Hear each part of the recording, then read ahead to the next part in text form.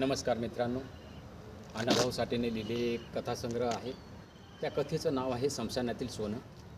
एक छोटंसं कुटुंब होतं. त्या कुटुंब प्रमुखाचं नाव होतं भीमा. तो दगड फोडायचा आणि त्या उदरनिर्वाह त्यांचा चालायचा. एके दिवशी खाणच बंद झाली दगडाची. आता काय काम करावं हे त्याला काही कळत नव्हतं.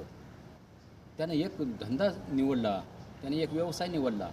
स्मशानभूमीमध्ये जायचं, मेलेल्या माणसातून तोंडातून मणी काढायचा आणि तो विकायचा आणि उदरनिर्वाह भागायचा.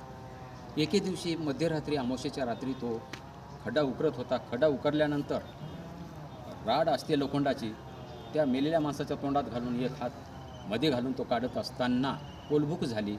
गाव जागा झाला. तो राड काढून घेतला आणि बोटमध्ये अडकले. तो पळाला आणि बोटं सगळे तुटल्या गेले, रक्ताळून गेलं, पण तो कोणाला सापडला नाही.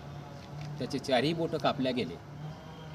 एक महिन्यानंतर खाणीचं काम चालू झालं, दगड फोडायचं काम चालू झालं. त्यावेळेस तो भीमा बोटाकडे बघत होता आणि रडत होता, कारण त्याला हातात काही पकडता येत नव्हतं. लहान मुलासारखा रडत होता. म्हणजे गरिबी कशी असते हे अण्णाभाऊ साठेंनी स्मशानातील सोनं या कथेतून त्यांनी सांगितलेलं आहे. धन्यवाद.